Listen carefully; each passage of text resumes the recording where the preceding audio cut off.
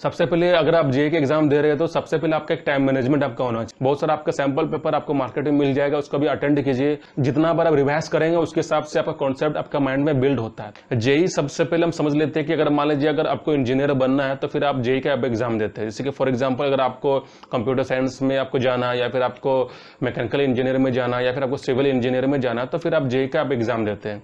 तो बात होता है कि जेईई एग्जाम आप किस तरह उसको क्वालिफाई कर सकते हैं और कैसे आप अच्छा रैंक ला सकते हैं।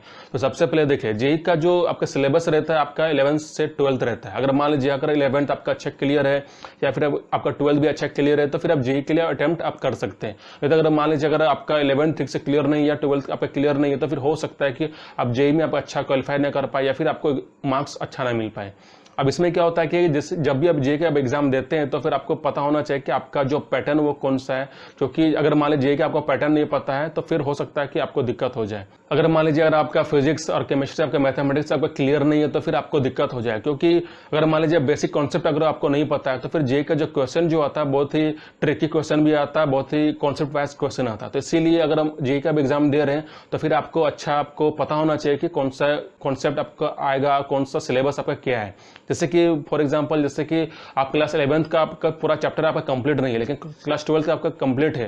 लेकिन क्या होता है कि जो क्लास 12th का जो बेसिक जो चैप्टर है वो क्लास 11th से आपका शुरू होता है। जैसे कि आपका डेरिवेटिव, कुछ डेरिवेटिव आपका क्लास 11th से भी है, कुछ डेरिवेटिव आपका क्लास 12th में भी है। तो इसीलिए कभी कभी क्या होता है कि अगर मान लीजिए आपको डिफरेंशिएशन अगर आपका क्लास 11th से अगर आपका बेसिक स्टार्ट ठीक नहीं है या फिर आपको पता नहीं है तो हो सकता है कि मैथमेटिक्स में आपको दिक्कत हो जाए। तो इसीलिए जितना भी फिजिक्स है, केमिस्ट्री, अगर आपको उसका बेसिक नहीं पता है, जैसे आपको पीरियोडिक टेबल आपको नहीं पता है या फिर एटम्स के बारे में आपको नहीं पता है या इलेक्ट्रॉनिक कॉन्फ़िगरेशन के बारे में आपको नहीं पता है तो फिर बहुत सारा आपको दिक्कत हो सकता है। तो जब तक अगर कॉन्सेप्ट अगर क्लास 11 से आपका ठीक नहीं है तो फिर आपको जेईई में क्या होगा कि आपको दिक्कत हो जाएगा या फिर जेईई के जो सवाल जो आता है वो आपको ठीक से क्लियर नहीं कर पाएंगे। तो इसलिए मोस्टली क्या होता है कि अगर हम जब जेईई के एग्जाम दे रहे हैं तो सबसे पहले आपको क्या करना होगा कि आपका क्लास 11th का भी आपका फिजिक्स, केमिस्ट्री, मैथमेटिक्स आपका क्लियर होना चाहिए।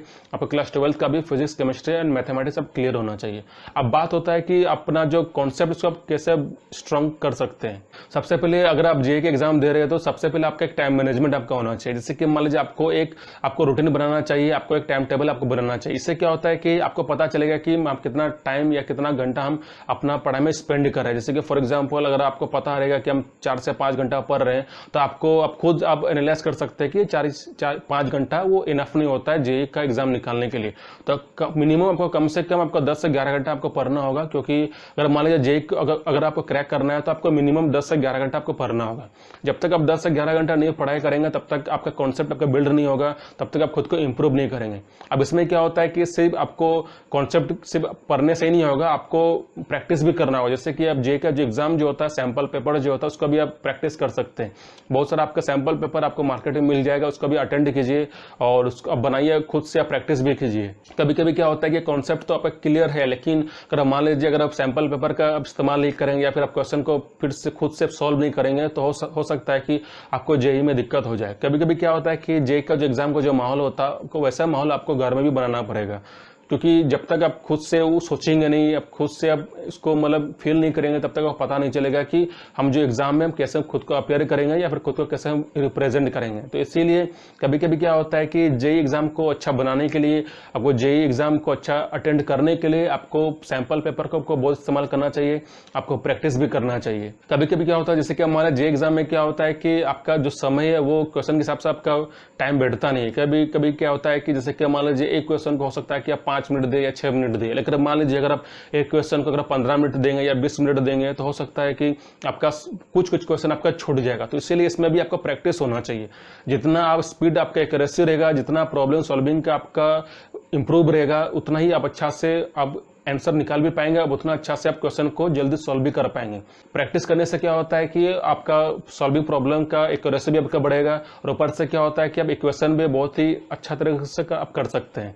कभी कभी क्या होता है कि आप जानते तो हैं लेकिन आपका जो स्पीड अगर आपके पास नहीं रहेगा तो हो सकता है कि आप कुछ क्वेश्चन आपका छूट जाए या लास्ट का जो क्वेश्चन आपका छूट जाए। तो इसीलिए अगर आप एग्जाम दे रहे हैं तो फिर आपको क्या करना होगा कि आपको प्रैक्टिस पहले से करना होगा और जितना भी जो क्वेश्चन है, एक्सरसाइज है, आपको फिर से सॉल्व करना चाहिए। अब ऐसा नहीं है कि आप 11th का 12th का आप एक बार एक्सरसाइज को सॉल्व किए हैं उसके बाद आप सॉल्व नहीं कर रहे, क्योंकि आपको बार बार आपको सॉल्व करना होगा। जितना आप बार बार सॉल्व करते हैं उतना ही आपका माइंड में वो आपका बैठ जाता है या माइंड में आपका वो प्लेस हो जाता है। क्योंकि अगर आप मान लीजिए एक बार आप सॉल्व करेंगे या फिर आप कॉन्सेप्ट को एक बार पढ़ेंगे तो इससे क्या होता है कि कभी कभी या बीच बीच में आप भूल भी सकते हैं। जैसे कि मान लीजिए आप अभी एक चैप्टर को पढ़ाई किए लेकिन उसको आप अच्छा समझे लेकिन उसको रिवाइज नहीं किए, फिर आप अगले दिन क्या कि आप नया चैप्टर को स्टार्ट किए, तो हो सकता है कि जब आप नया चैप्टर को स्टार्ट करेंगे तो हो सकता है कि प्रीवियस वाला जो चैप्टर है या प्रीवियस वाला जो आपका जो कॉन्सेप्ट है उसका भूल भी सकते हैं। तो इसीलिए जब भी आपका एग्जाम नजदीक आता है तो आपको क्या करना होगा कि आपको बार बार आपको फिर से आपको प्रैक्टिस भी करना होगा, फिर से जो भी चैप्टर 1 या चैप्टर 2 आपको फिर से आपको रिवाइज भी करना होगा।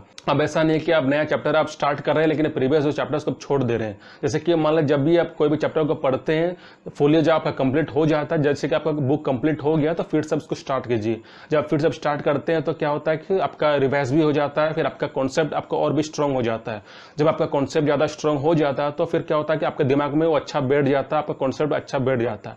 और इस वजह से क्या होता है कि आप कोई भी क्वेश्चन को सॉल्व करेंगे तो फिर आपका एक्यूरेसी भी बढ़ता है, आपके पास शार्प नॉलेज भी रहता है। तो कभी कभी क्या होता है कि अगर मान लीजिए कोई भी क्वेश्चन को सॉल्व कर रहे हैं तो फिर आपको बार बार देखना आपको नहीं पड़ेगा, क्योंकि अब जितना बार आप रिवाइज करेंगे उसके हिसाब से आपका कॉन्सेप्ट आपका माइंड में बिल्ड होता है। तो जितना माइंड में इसको बैठा कर रखेंगे उतना आपको दिक्कत नहीं होगा कोई भी प्रॉब्लम को सॉल्व करने के लिए।